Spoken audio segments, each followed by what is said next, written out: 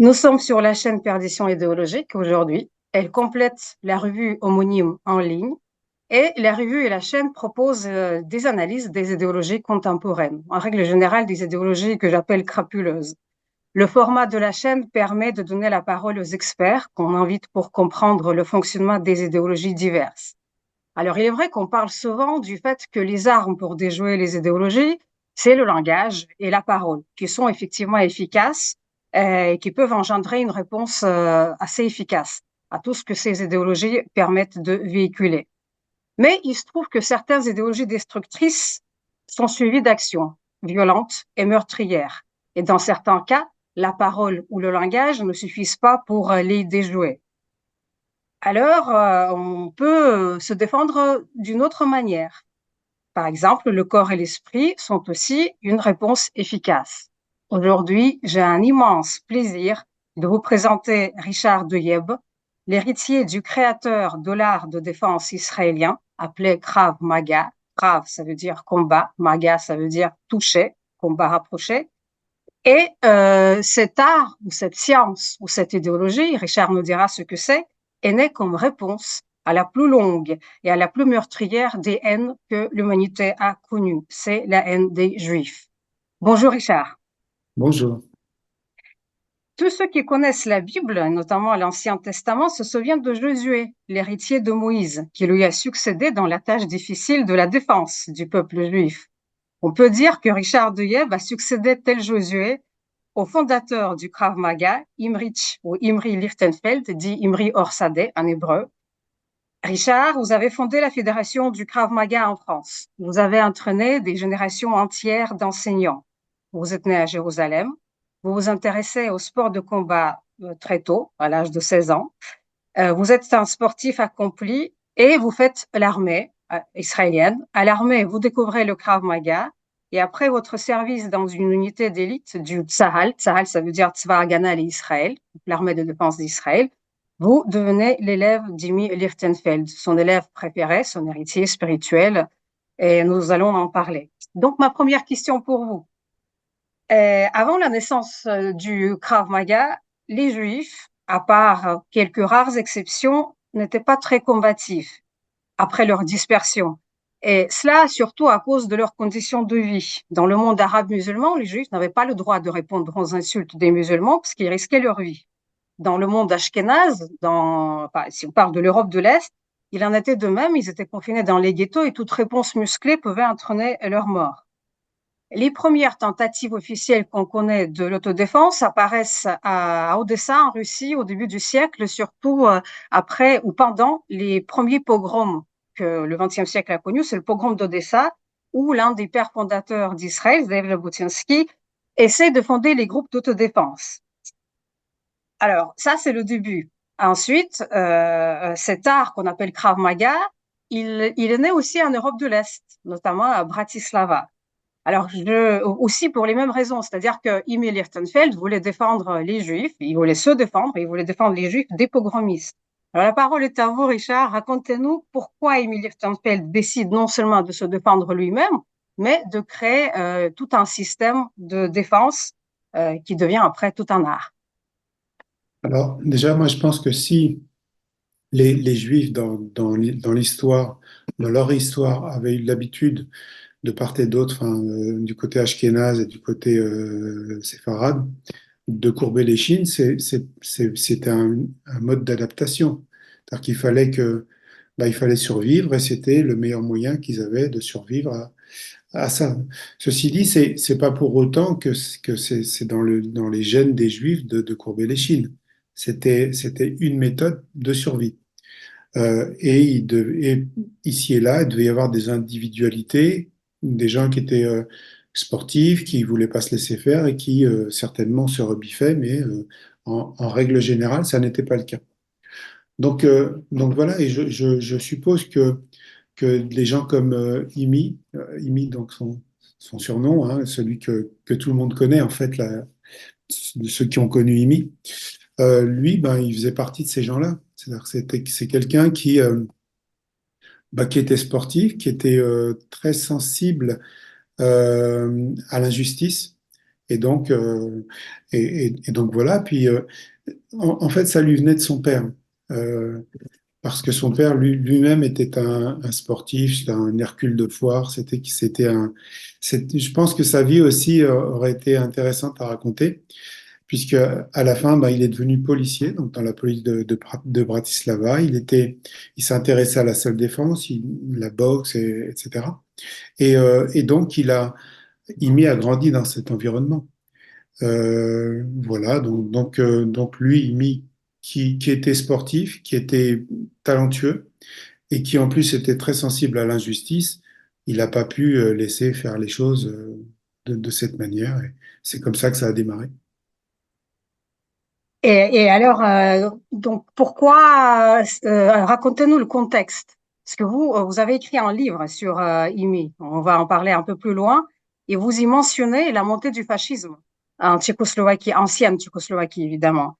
Et donc, ça aussi, donc, c'était cette idéologie-là qui a donné une sorte d'impact à la décision d'IMI plus tard. Alors, ce qui s'est passé, c'est que l'antisémitisme dans les années 30 montait euh, très fortement en Tchécoslovaquie d'alors. Et donc, euh, alors que Imi, lui, remportait des championnats de boxe, des championnats de lutte, qui étaient classés très bien. Je crois, il a même été classé troisième au niveau mondial en lutte. Et il remportait le championnat de Tchécoslovaquie, euh, donc en Tchécoslovaquie.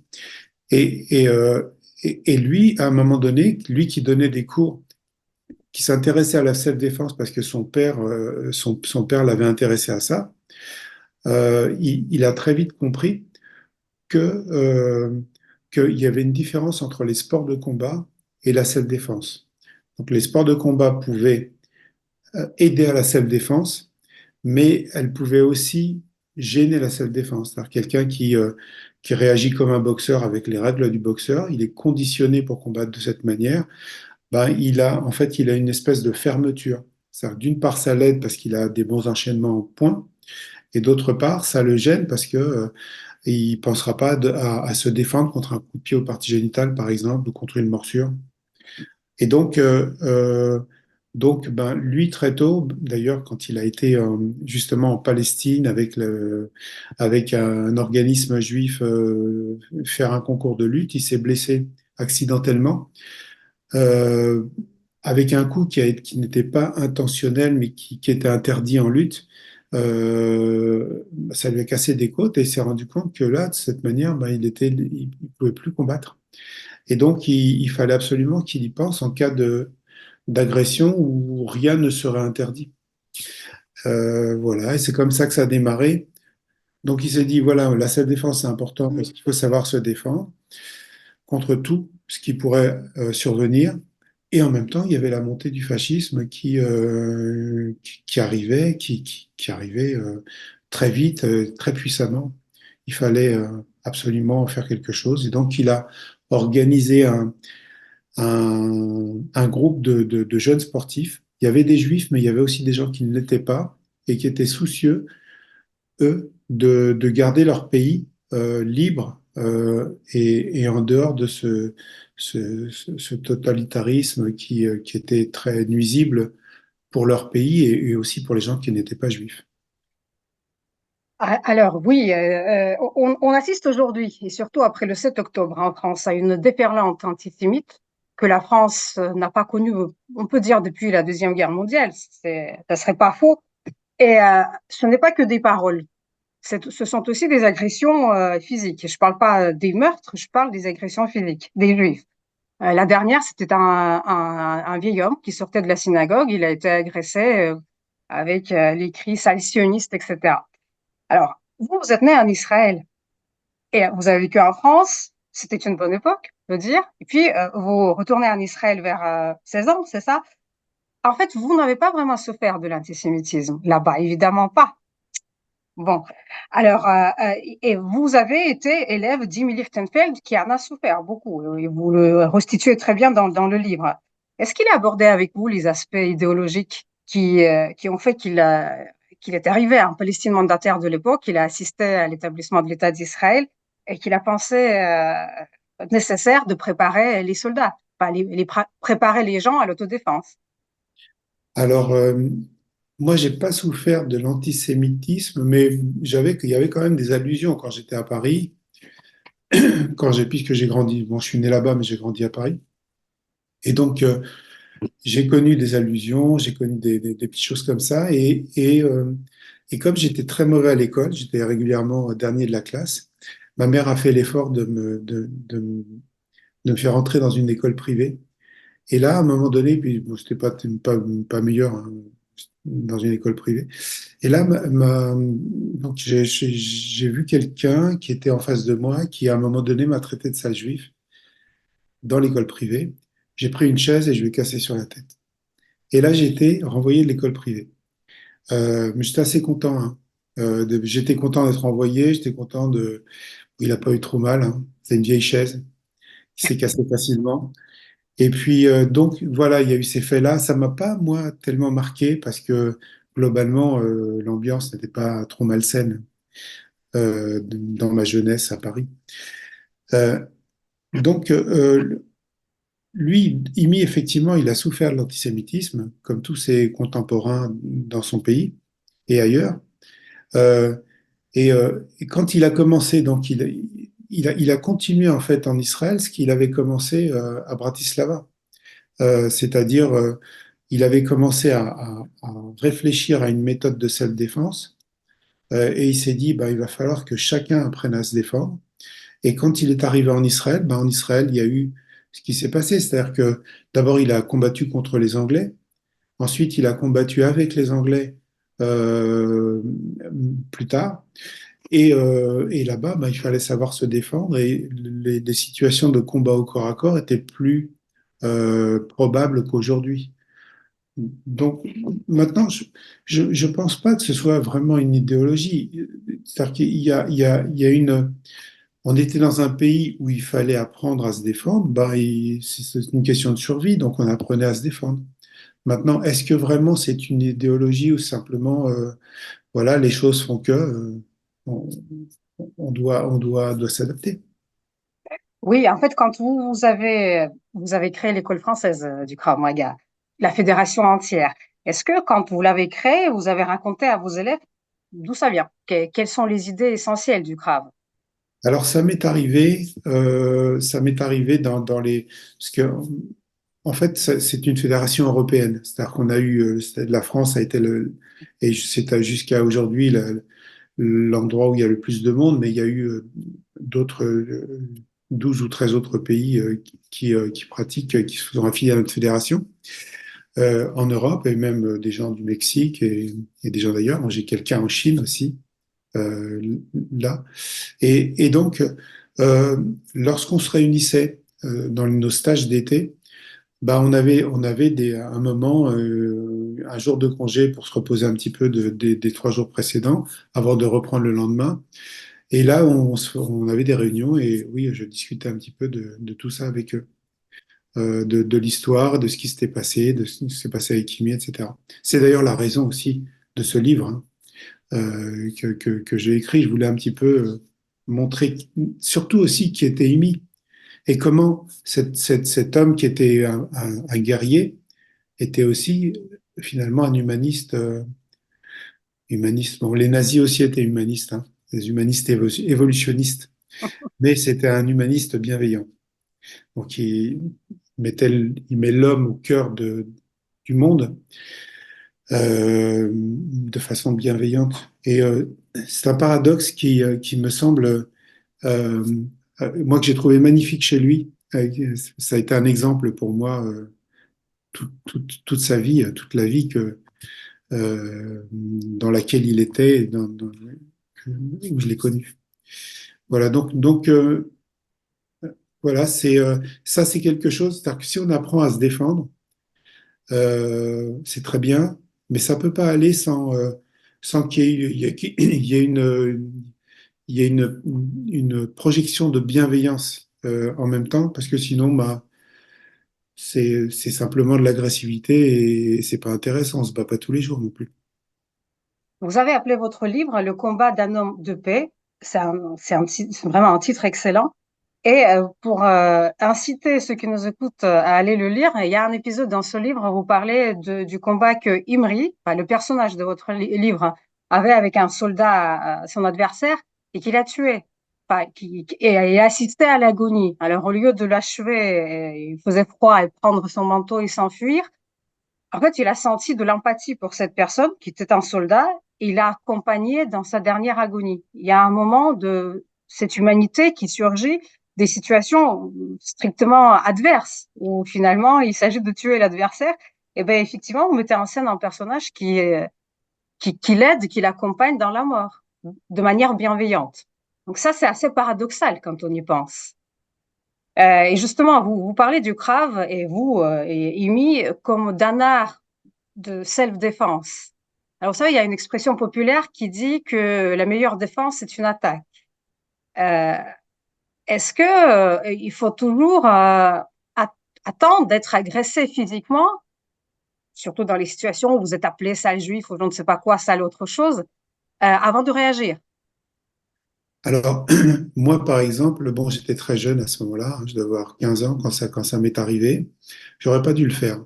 C'est quelque chose qui, avec la maturité, euh, me dit que j'aurais pas dû le faire. En revanche, il y a des situations où si on est sûr qu'on est en danger et que la situation va se dégrader, se détériorer, ben, il va falloir attaquer. Plutôt que de prendre le risque d'être blessé gravement ou d'être tué. Et à ce moment-là, le premier dans l'action, ça doit être nous, parce qu'on a comme ça plus de chances, si on a un peu l'habitude, de prendre le dessus. Mais vis-à-vis de la loi, ce n'est pas ce qu'il faut faire.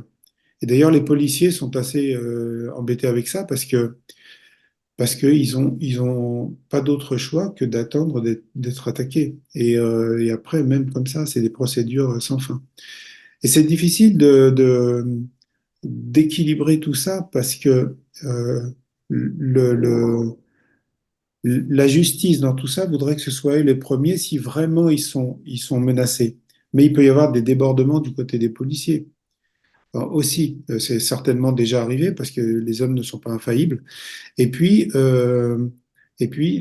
je pense dans la majorité des cas, ce sont les policiers aujourd'hui qui sont les victimes parce qu'ils sont trop freinés. Euh, comment faire en sorte que les choses soient faites de la façon la plus juste possible? Très difficile. Moi, je dirais que la loi fait que ça doit être légitime défense. Mais si on n'a pas le choix, il faut être les premiers à attaquer. Voilà, et après, on essaye de prouver notre bonne foi au tribunal. Ça m'est arrivé, hein, j'ai eu deux procès dans la sécurité. On entend souvent parler effectivement de ces procès, mais moi je vous donne un autre exemple. Quand je suis née en Russie, où l'antisémitisme était féroce, sale juif c'était un mot courant à peu près.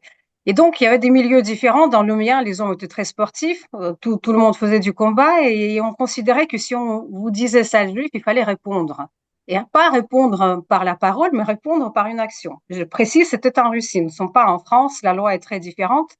Et donc, on m'a appris à faire ça. Et donc, il a fallu, il y a eu des situations où il fallait que j'y aille juste pour ne pas après raconter comment j'étais humiliée, même si je risquais de prendre des coups. C'était à l'école, c'était souvent le cas. Or, ici, en France, vous parlez de la loi. Donc, si on entend ça, effectivement, si on attaque, quand on vous dit ça, juif, votre vie n'est pas en danger, c'est votre être qui en souffre, qui est humilié. Donc, si on commence l'attaque, on est, en fait, on est accusé.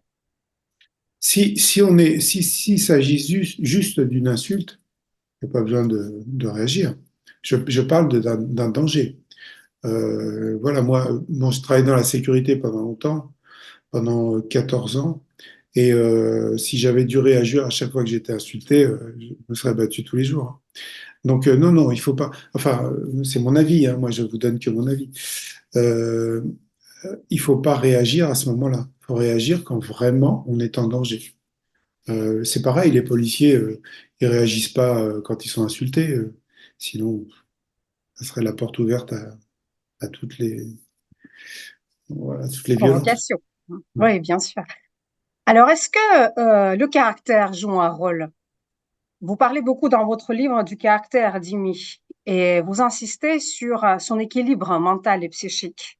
Tout le monde n'est pas comme ça. Il a eu des conditions de d'éducation, peut-être de vie, qui ont fait que, parce que le caractère ne se fait pas uniquement avec l'apprentissage externe. Est-ce que la pratique du Krav Maga peut faire d'un homme lâche, d'un trouillard, un homme courageux? Alors, j'en parle beaucoup dans mes cours, où j'en parlais beaucoup, dans mes stages aussi parfois. En fait, le courage, ça se travaille. C'est comme un muscle ou c'est comme la mémoire. Ça se travaille. Là, il y a il y a des conditions pour l'améliorer. C'est de le faire par étapes et de travailler son courage avec avec une épreuve qui ne sera jamais être insurmontable. C'est-à-dire que l'épreuve doit être une épreuve. Il faut que ça soit difficile. Il faut la surmonter. Et une fois qu'on a surmonté ce palier, on est prêt à l'étape suivante et au palier suivant. Et donc, c'est petit à petit qu'on va augmenter sa, ses qualités de courage. Mais tout le monde n'est pas courageux. Et il y a des gens pour qui ça sera beaucoup plus dur et d'autres pour qui ça sera très facile. Voilà, en gros, hein, comme la force ou comme la mémoire. Si j'étudie pour le bac et je m'en mets plein la tête les 2 derniers jours, ça va être très difficile. Donc, il faut y aller progressivement. Je pose cette question parce que j'ai souvent quand même parlé avec les soldats israéliens et les gens qui se battaient, et tout le monde disait que la grande difficulté, c'était dans la vie, de donner le premier coup. C'est pas évident de donner un coup à un homme. C'est pas naturel pour beaucoup de gens. Alors, qu'est-ce qu'on fait quand on est menacé, notre vie est en danger, donner un coup quand on maîtrise pas trop sa force? Comment on apprend ça? Un coup ou un coup de pistolet même. Je veux dire, c'est Moi, je pense que c'est naturel d'attaquer, de se défendre, de frapper, surtout de lutter. C'est naturel. Sauf que nous, on nous a dit toute notre jeunesse, ah non, non, attention, sois gentil, ah non, fais pas ci, fais pas ça. Donc, on a été brimé de ce côté-là, et heureusement. Sinon, les gens se battraient dans tous les coins de rue. Et puis après, peut-être aussi quelqu'un qui a reçu qui, au moment de se battre, a reçu une bonne raclée, bah lui, là, il a du mal à recommencer. Donc, je pense que c'est naturel de se battre, que nous, on nous a empêchés de le faire, et qu'il faut de nouveau maintenant retrouver ce côté-là combatif, tout en gardant un bon équilibre mental, psychologique. C'est ça la difficulté. C'est pour ça on voit des grands champions, notamment de boxe, les grands champions de boxe anglaise, ou parfois de boxe thaï, mais pas toujours, mais surtout les grands champions de boxe anglaise de l'époque, il y a des années 40, 50, voire 60. Ceux-là, ils venaient souvent des bas quartiers. Et c'était des gens qui étaient psychologiquement instables et qui avaient des gros problèmes de violence déjà au départ, des gros problèmes affectifs, etc. Et en fait, là, et on se dit, oui, mais c'est un repère de voyous, mais non, pas du tout. La boxe, à ce moment-là, les a sauvés. Sauf que peut-être que c'était tellement dur pour eux, ils avaient tellement de problèmes ancrés en eux que des fois, bah, quand même, ils passaient le cap de la violence en dehors du ring. Mais souvent, cette, euh, cette forme cette forme d'expression les sauvait au contraire. Et ça, certainement, ça en a sauvé plus d'un pour toujours. Et malheureusement, pas tout le monde. Voilà. Donc, euh, c'est pour ça que c'est très important quand on enseigne un sport de combat ou un art martial ou une self-défense, c'est très important que le prof, lui, déjà lui soit équilibré et qu'il ait cette espèce d'aura de bienveillance, parce que c'est là-dessus que va se caler un pratiquant, surtout s'il est jeune. Après, un adulte, il a fait sa personnalité. Lui va choisir le prof qui lui convient. Et quand j'étais très jeune, en Israël, j'ai assisté à quelques cours d'un art de combat. C'était pas Krav Maga, c'était un art de combat qui naît en Chine, chez les Ouïghours. Et donc, l'entraîneur commençait ses cours il a commencé son cours en posant les questions suivantes. Si vous êtes sur une île déserte, et si vous êtes deux, qu'est-ce que vous allez faire? Alors, tout le monde a commencé à répondre, on va chercher l'autre pour construire une cabane, faire du feu, etc. Il dit non, non, non, non, non, non, non. Et donc, sa théorie était que s'il y a deux personnes sur une île déserte, ils vont se chercher pour s'entretuer. Donc, c'est comme ça qu'il commençait ses cours. Ce qu'il voulait dire, c'est que l'agressivité est naturelle à l'homme. Et donc, finalement, quand ils ont le moyen de la montrer, donc ils la montrent. Mais Ça fait bon, partie de nous. Ça fait partie de nous. Ouais. ah oui, tout à fait. Alors, justement, est-ce que quand vous avez beaucoup d'expérience psychologique aussi, parce qu'il faut être psychologue quand on s'occupe de ce genre de choses. Et d'ailleurs, vous en parlez beaucoup dans votre livre de la psychologie, d'observation, de la manière de sentir l'autre. Est-ce qu'on prend tout le monde en cours de Krav Maga? C'est-à-dire, c'est une discipline dont les gens entendent parler, et on peut avoir des raisons malveillantes quand on vient apprendre. Est-ce qu'il y a une sélection? Alors, il n'y a pas de sélection parce que euh, c'est impossible à faire et puis on peut pas voir sur le visage de la personne tout de suite qu'est-ce qu'il y a au fond de lui. Et il peut être très bien comme ça et puis être désaxé chez lui, on ne sait pas. En fait, c'est pour ça que ce qui est important, c'est que dans l'ensemble, l'ambiance soit positive. Parce que ça va être un exemple pour les gens qui seront influencés par ces cours-là. Mais en fait, des influences, les gens en ont des milliers. Ils ont leurs parents, ils ont leurs voisins, ils ont leur famille, ils ont leurs cousins. Ils ont des milliers d'influences et nous, on doit être une influence parmi les autres qui orientera quelqu'un qui sera influençable, le jeune par exemple, vers la bonne direction. Mais naturellement, on peut tomber aussi sur des gens qui sont pas tous bienveillants et qui n'auront pas tous un bon esprit. Euh, c'est- Malheureusement, c'est inévitable, ça peut arriver. Ah, alors, bon, hein, ayant vécu moi l'antisémitisme en Russie, continuant aujourd'hui à le vivre en France, ayant aussi l'éducation qui obligeait à répondre à toute insulte, etc., moi, je suis d'avis que tout juif ici doit pratiquer le self-défense. Krav Maga ou autre chose. Krav Maga, c'est parce que c'est quand même né en Israël, etc. Comme il y a beaucoup qui pratiquent la lecture de la Torah et l'apprentissage. Et vous, quel est votre avis à ce propos? Vous qui avez consacré votre vie au sport et au combat. Moi, je dirais que si, soit on fait comme, vous savez, les gens du cirque dans les siècles passés, l'enfant naissait, il disait, toi, tu seras acrobate. L'autre, il n'avait pas le choix. Il était acrobate. Bon, sauf si il faisait 90 kilos pour 1,70 m, mais sinon, il était acrobate. Aujourd'hui, c'est plus possible de faire ça. C'est-à-dire que aujourd'hui, on a beaucoup de liberté, surtout dans nos pays. Peut-être en Russie, c'est encore le cas. Il fait, bon, toi, tu feras du judo, du sambo. Mais si l'enfant ou l'adulte ou l'adolescent n'est pas volontaire, ça marchera pas. Puisqu'on n'a plus, on n'a plus la possibilité de l'emmener comme ça. Et donc, moi, je dirais que tous les gens qui doivent apprendre à se défendre, c'est les volontaires. À ceux qui sont volontaires. Imi, lui, il disait, chaque enfant doit avoir la possibilité d'apprendre à se défendre. J'ai vu des enfants qui venaient à mes cours poussés par leurs parents, et au bout de très peu de temps, je disais à leurs parents, écoutez, il faut pas qu'il fasse ça, parce que ça va pas lui aller, euh, ça va plus le décourager qu'autre chose. C'est-à-dire il va perdre sans arrêt dans ses combats, parce qu'il y aura toujours quelqu'un qui sera plus motivé que lui. Même s'il a au départ, il est bien coordonné, il a une bonne motricité etc., et une bonne forme physique, il va pas être bon. Donc, il vaut mieux qu'il aille jouer aux cartes ou qu'il aille faire du tennis. Et là, et peut-être qu'il sera bon et il va se révéler comme ça.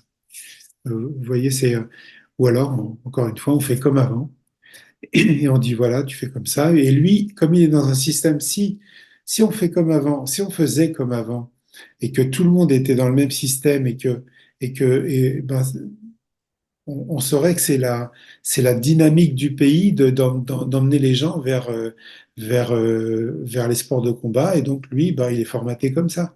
Et du coup, il apprend beaucoup mieux. Mais dans un pays comme le nôtre, c'est impossible, à mon Oui, avis. c'est bien dommage. Moi, j'ai les restes de cette mentalité soviétique. Quand on faisait de la gymnastique, on nous battait avec une règle, personne n'en est mort. Tout le Bien monde sûr. était des bons gymnastes. On était très strict et sévère avec nous, même si c'était pas au niveau professionnel. Et je sais qu'on obligeait certains enfants à faire tel ou tel sport. Ils ne voulaient pas, mais il arrivait qu'ils y excellaient après. Donc, la contrainte faisait partie de la formation du caractère, de l'endurance, de la discipline surtout. C'est ça, voilà. C'est ça. Donc aujourd'hui, il y a moins de discipline, il y a beaucoup moins de rigueur. Et donc, c'est impossible. Si quelqu'un n'a pas cette envie de rigueur dès le départ, ce sera très difficile. Oui, donc c'est dans l'air du temps. C'est Je pense, pas quelque chose qui dépend du Krav en tant que tel. je pense. Alors autre chose, quand on lit les chartes des coachs, des entraîneurs du Krav Maga aujourd'hui, et bien évidemment ça évolue avec le temps, il y a un appel à la neutralité, ce qui est tout à fait normal dans le sport, quoi. Pas vraiment un sport. Et beaucoup de ceux qui viennent faire du Krav Maga aujourd'hui pensent qu'ils apprennent la self-défense. C'est du self, on dit. Est-ce que ils savent pas, ils connaissent pas les raisons de son existence ni son histoire? Est-ce que, à votre avis, il faut l'introduire? Il faut que les gens sachent d'où vient cet art de défense.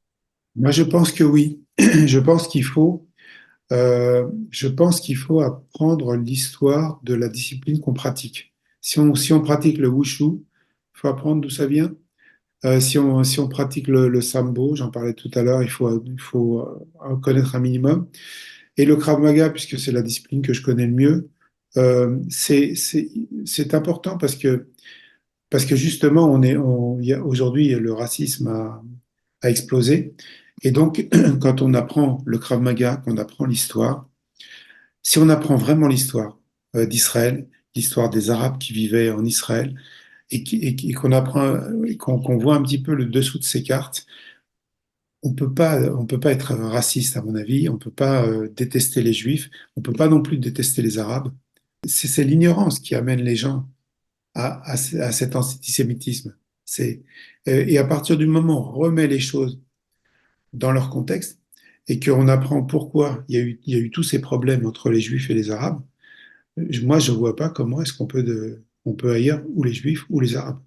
C'est les, les Palestiniens sont éduqués dans la haine des Juifs sans connaître leur histoire et sans savoir ce qui s'est passé dans les générations d'avant.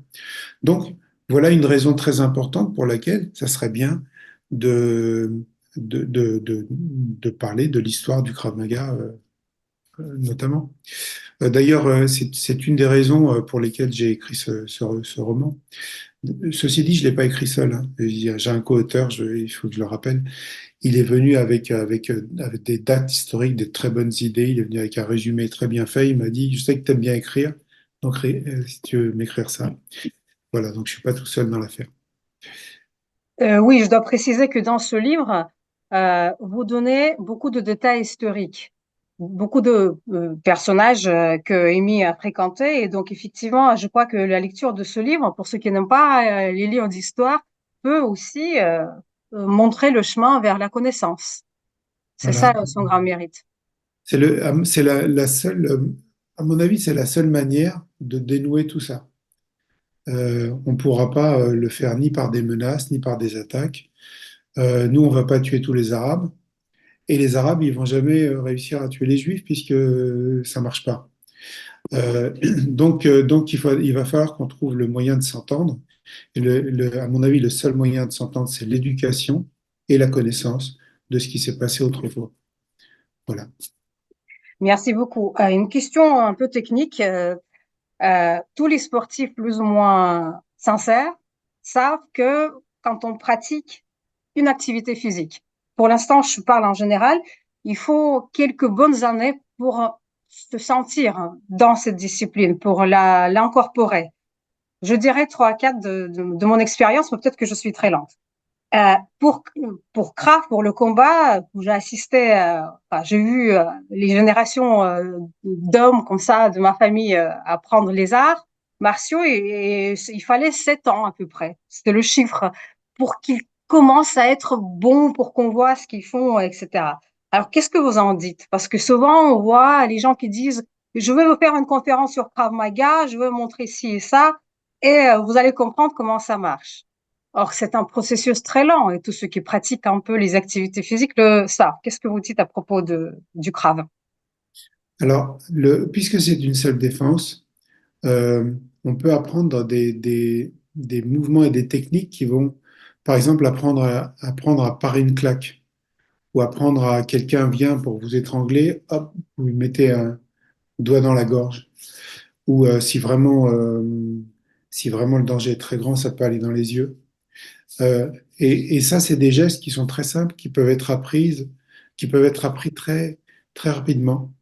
Euh, il faut les répéter beaucoup, mais ça va très vite quand même parce que c'est des gestes très simples. Après, si on n'a pas réussi à éviter le coup, ou si on n'a pas réussi à frapper à la gorge ou à frapper directement sur un genou et à partir ensuite, il s'ensuit une situation de combat.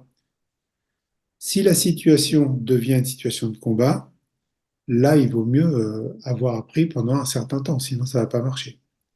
Euh, voilà, mais simplement, moi j'entendais donc quelqu'un qui disait oui, la ménagère de 50 ans, elle peut pas apprendre à se défendre parce que qu'elle aille s'acheter un troisième poumon. Enfin, c'est quelqu'un qui fait des sports de combat et qui a sorti ça. Moi, je dis que la ménagère de 50 ans qui a jamais rien fait de sa vie, elle peut faire le mouvement qui va lui apprendre à parer un couteau, hop, un pas de retrait, et peut-être après les autres ceintures, peut-être qu'elle va sauver sa vie comme ça.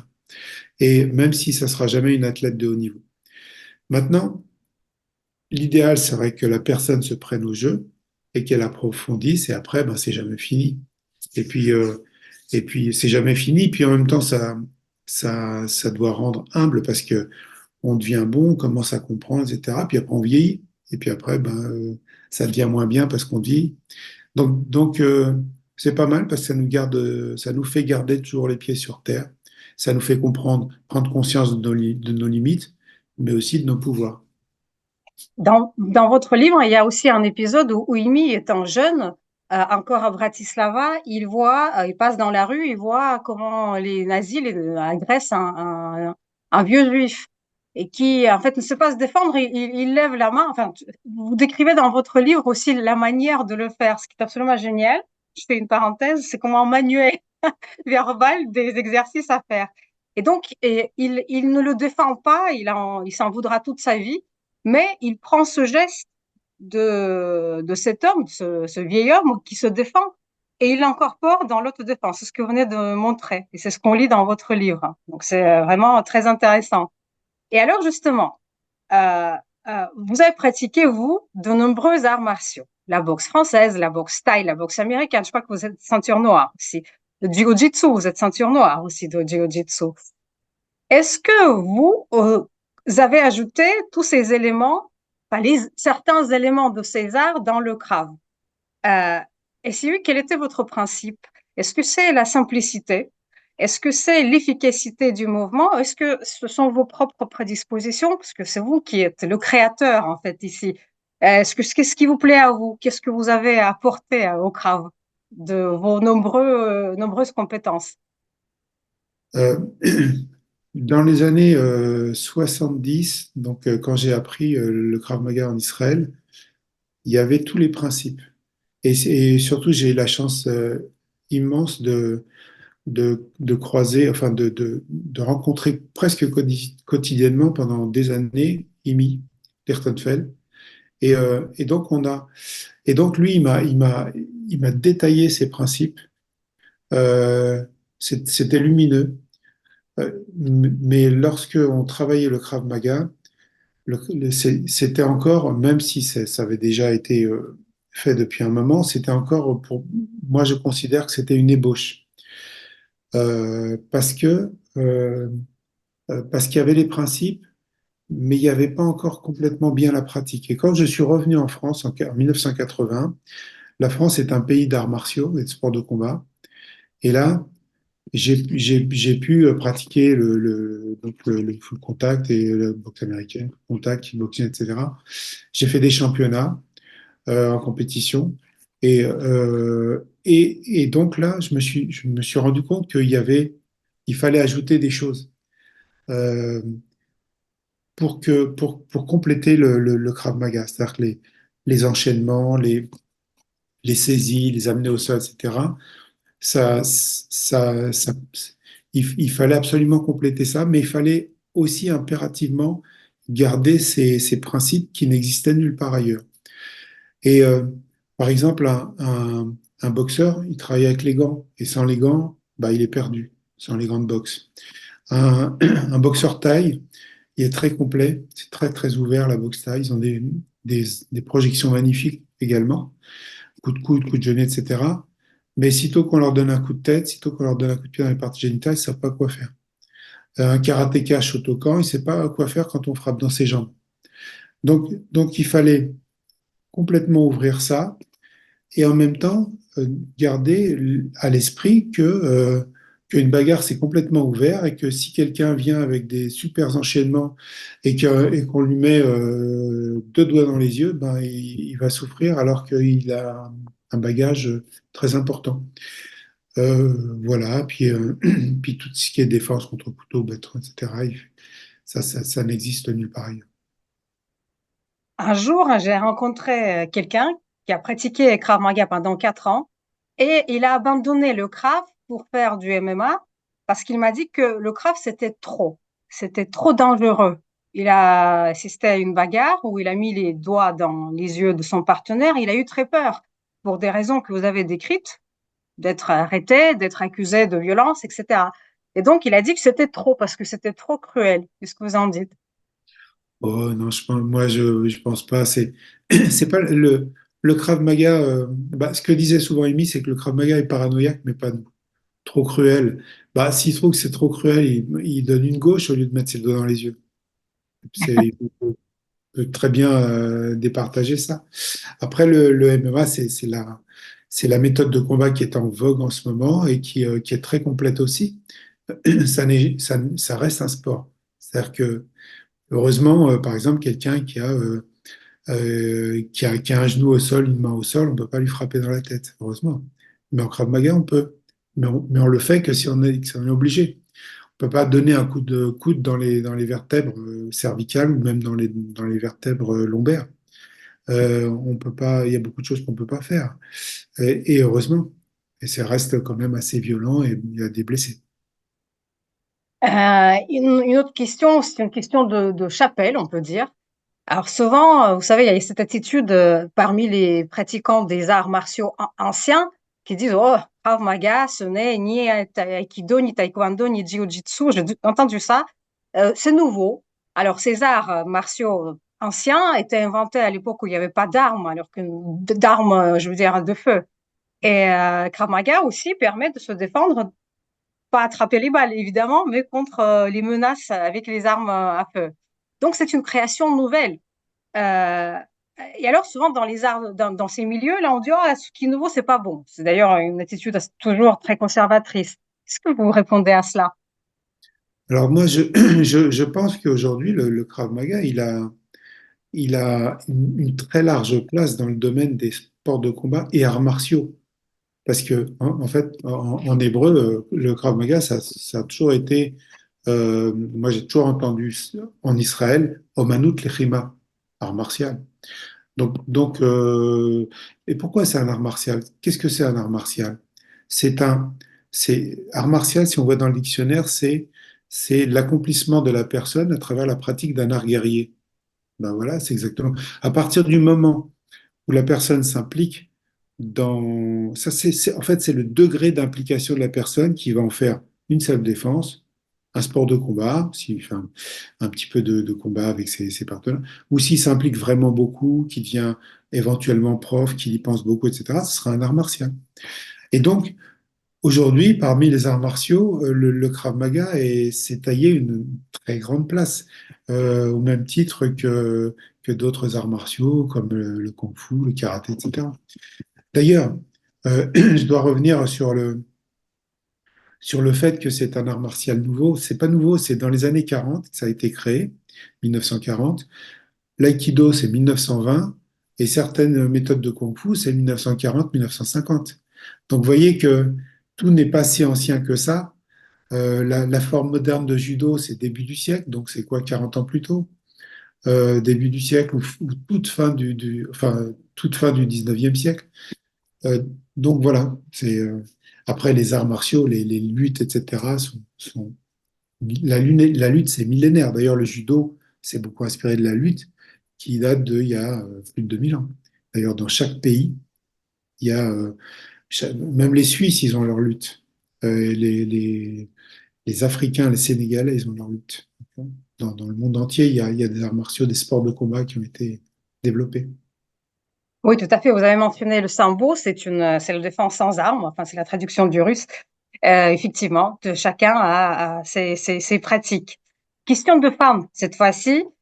Quand on est en face d'un homme, même si on est pas forcément une ménagère qui commence à apprendre, il y a toujours une différence de masse, de poids, de constitution, et il y a une différence fondamentale des femmes avec les hommes.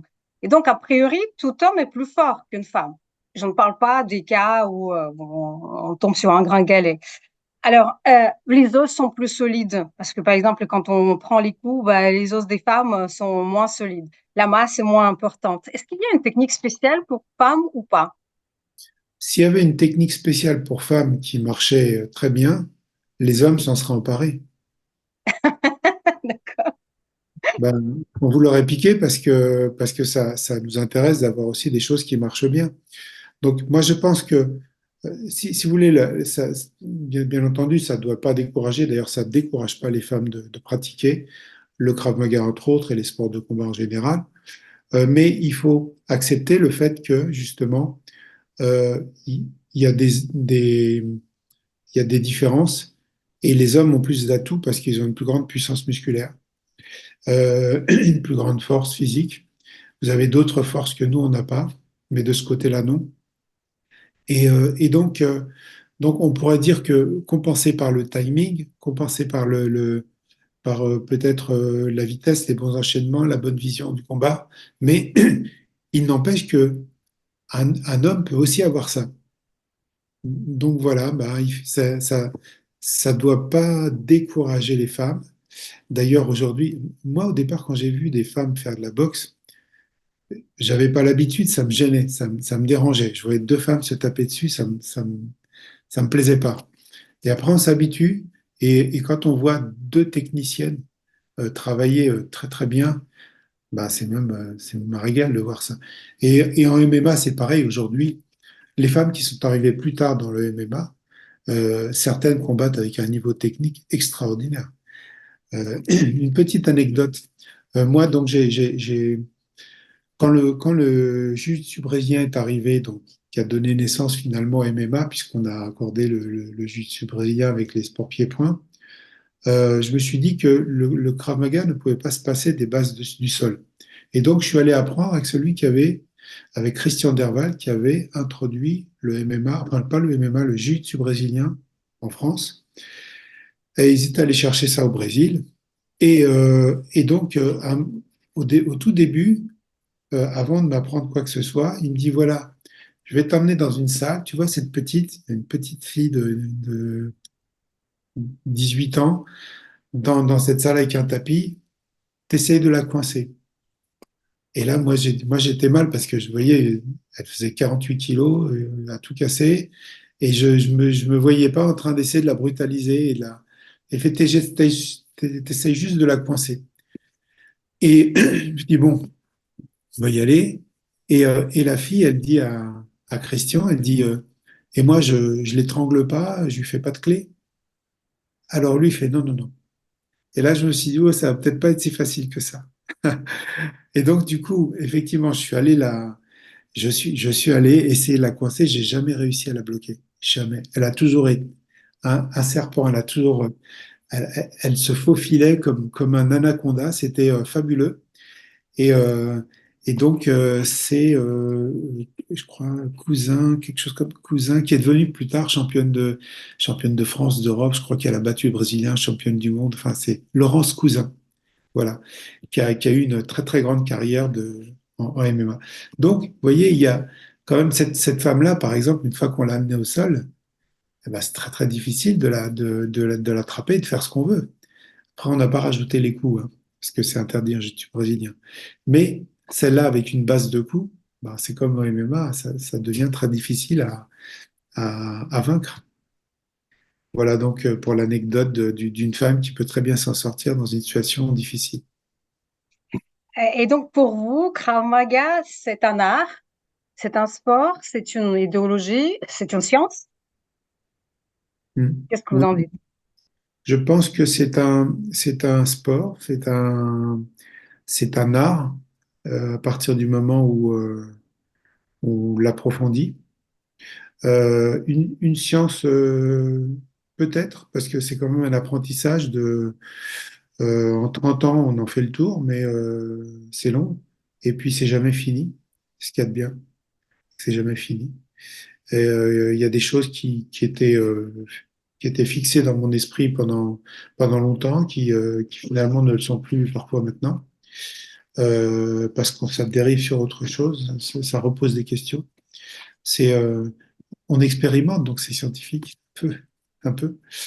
Euh, et puis surtout, c'est un art martial à partir du moment où s'y implique, comme je l'ai dit tout à l'heure. Voilà, une idéologie. Euh, je sais pas si c'est une idéologie. Je sais pas. Je saurais pas le dire avec certitude. Merci. Et la dernière question pour cet entretien passionnant qui aurait pu durer des heures, mais bon, on en fera peut-être d'autres. Euh, Deux questions en fait. Comment, à votre avis, Imi aurait réagi au 7 octobre? Vous qui le connaissiez si bien, à ce qui s'est passé en Israël, au pogrom contre lesquels il a monté son art. Alors déjà, il aurait été effondré, comme tous les Israéliens. Et, voilà. Et ensuite de ça, je pense qu'il aurait compris que la solution, enfin, ce qui viendrait après, serait fatalement une mauvaise solution. C'est-à-dire qu'il y a pas, je crois que il aurait compris qu'il y a pas de bonne suite à donner derrière ça. C'est-à-dire que si on ne contre-attaque pas derrière, ben c'est la possibilité aux terroristes de recommencer 3 semaines plus tard. Et si on contre-attaque derrière, il y a beaucoup de gens, des civils qui vont périr. Et si on négocie, c'est pas possible, parce qu'on négocie pas avec des gens qui mettent des bébés dans des fours, c'est pas possible, ou qui violent des femmes après les avoir mutilées. Euh, donc, il fallait réagir, et il aurait été d'autant plus effondré que toute réaction qui vient, jusqu'à maintenant, regardez tous les gens qui souffrent à Gaza, mais d'un autre côté, comment ne pas réagir? Il n'y a pas de bonne solution. Euh, tout ce qu'on peut espérer, c'est que ça se reproduira plus et que d'un côté et de l'autre, on arrêtera de souffrir. Richard, et vous personnellement, comment avez-vous, en tant qu'Israélien et juif, et un être humain aussi, réagi à ce qui s'est passé en Israël le 7 octobre? Est-ce que Euh, ça a affecté votre âme et votre pratique, qui est liée quand même à l'esprit? ben moi, là, j'aurais pas réagi en fonction de ma pratique. Je pense que j'aurais été, enfin, j'ai été euh, très, très, très peiné par tout ce qui est arrivé, tous ces morts du côté israélien. Et j'ai été peiné aussi du fait que, parce que forcément à Gaza, bon, ils ont voté à Gaza, ils ont voté pour le Hamas. mais tout le monde n'a pas envie que la région se transforme en carnage. Donc, je suis peiné aussi pour les gens qui, eux, lui demandent qu'à vivre normalement. Ces Gazaouis, et certains qui demandent à vivre normalement sont tués, ils ont des gens de leur famille tués, etc. Ils n'ont plus d'endroit où vivre et tout. Et ça, c'est poignant aussi. Euh, Moi, ma réaction, c'est que euh, ce qui m'a beaucoup euh, comment dire, ce qui m'a révolté, c'est de voir que tous les musulmans du monde entier, alors que même le massacre du 7 octobre était à peine terminé, sont descendus dans la rue pour crier mort aux Juifs. Ça, voilà, c'est la dernière partie de mon émotion, c'est ça, c'est la révolte contre ces gens qui, encore une fois, ne sont pas éduqués, instruits. Ils sont ignorants de l'histoire de ce pays. Et ils ont été endoctrinés de telle manière que depuis leur naissance jusqu'à maintenant, ils sont éduqués dans la haine du juif, sans chercher à savoir plus que ça. Donc voilà, en gros, mon ressenti à moi. Un grand merci à vous pour cet entretien. J'invite tout le monde à lire votre livre qui va apparaître après, ça va être le dernier cadre. Vous l'avez écrit avec Philippe Abitbol et c'est un livre qui s'intitule Le combat d'un homme de paix. C'est la vie de d'Imri Imrich ou Imi Lichtenfeld, fondateur du Krav Maga. C'est un livre passionnant. Moi, je l'ai lu en 2 jours, donc je vous le conseille. Et c'est un livre qui permet de voir l'homme, qui restitue le contexte historique et qui explique aussi comment on donne les coups. Parce que c'est pour ça que je vous ai posé la question sur la science. Quand vous décrivez les réactions d'Imi et sa réflexion sur ce qu'il avait fait, vous décrivez mathématiquement la manière dont il donne les coups et dont il pense à son art. Un énorme merci à vous, Richard. Merci beaucoup, Yana.